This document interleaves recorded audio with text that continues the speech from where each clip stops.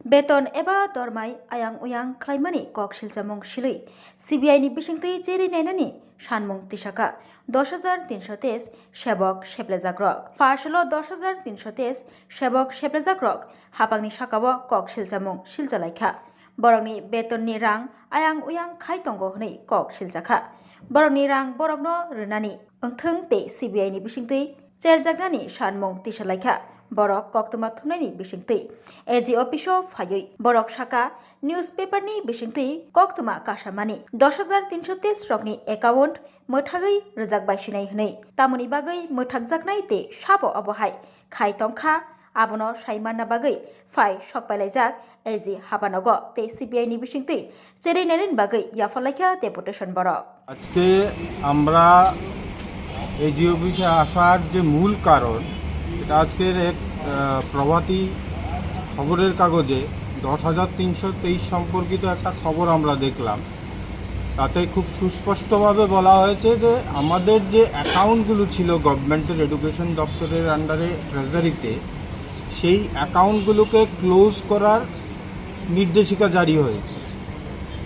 তো আমরা এজি অফিসে এসেছি যে কি কারণবশত হঠাৎ করে এই নির্দেশিকা দেওয়া হয়েছে, কে বা কারা এবং কেন এই নির্দেশিকা দেওয়া হয়েছে। কারণ কি আমাদেরকে চাকরি থেকে জোর করে বের করে দেওয়া হয়েছিল 2020 সালে, যদিও আমাদের কাছে কোনো টার্মিনেশনের কপি এখনও সরকার দেয়নি বা দপ্তর দেয়নি, আমরা কোনো ধরনের টার্মিনেশন কপি পাইনি।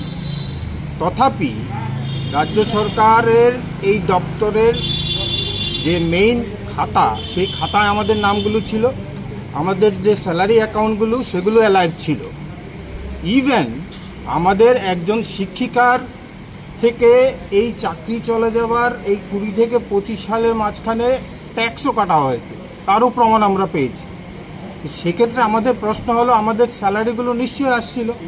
কিছুদিন আগে আরেকটা খবরের কাগজে আমরা দেখেছিলাম যে আমাদের এডুকেশন দপ্তরের একজন অফিসার মিলে দক্ষিণ ত্রিপুরার কোনো একটা স্কুলে 10,323 শিক্ষকদের বেতন উঠিয়ে নিয়েছে। তো এই সমস্ত বিষয়গুলো একটা গভীর ষড়যন্ত্রের ইন্ডিকেশন আমাদেরকে দিচ্ছে। আমাদের যতদূর ধারণা, সেই ধারণাটা আমরা বিস্তারিতভাবে মিডিয়ার সামনে তুলে ধরবো কিছুদিনের মধ্যেই। এটা একটা ত্রিপুরা রাজ্যের বড় সড়ো scam. More than 1,000 crore money has been destroyed.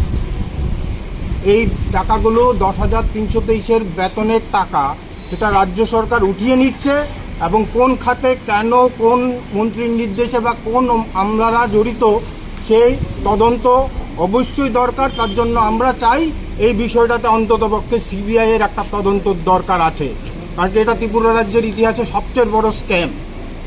কারণ এই টাকাগুলো কোথায় যাচ্ছে এক এজি অফিস জানে, আর না হয় আমাদের শিক্ষামন্ত্রী জানেন, আর না হলে শিক্ষা দপ্তরের যিনি সেক্রেটারি, ডাইরেক্টর এডুকেশনের যে ডিস্ট্রিক্ট এডুকেশন অফিসার এবং আইএস, এরা সমস্ত বিষয়টা এরা জড়িত আছে। এই টাকাগুলোর বিষয়ে, টাকাগুলো কোথায় যাচ্ছে। আরেকটা বিষয় যেটা সবচেয়ে গুরুত্বপূর্ণ, এমত অবস্থা আপনারা জানেন আমাদের বেশ কিছু কেস সুপ্রিম কোর্টও আছে, হাইকোর্টও আছে। এই কেসগুলো চলা অবস্থায় হঠাৎ করে কার নির্দেশে আমাদের এই অ্যাকাউন্টগুলো বন্ধ করা হচ্ছে। যেহেতু আমরা মূল যে আমাদের যে জাজমেন্ট, সেই জাজমেন্টগুলোকে চ্যালেঞ্জ করেছি, সেটা হাইকোর্টে হোক, রাজ্যের দেশের সর্বোচ্চ আদালত সুপ্রিম কোর্টে হোক, তো যতক্ষণ না পর্যন্ত কোর্ট থেকে কোনো নির্দেশিকা বা জাজমেন্ট আমরা পাচ্ছি, তখন হঠাৎ করে এই অ্যাকাউন্টগুলো বন্ধ করার নির্দেশিকা কেন দিল, সেই প্রশ্নগুলোর উত্তর খোঁজার জন্যই আমরা এজি অফিসে এসেছি।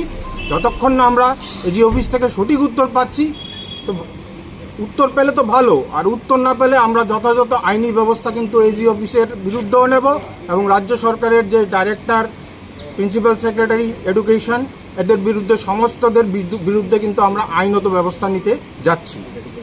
ধন্যবাদ।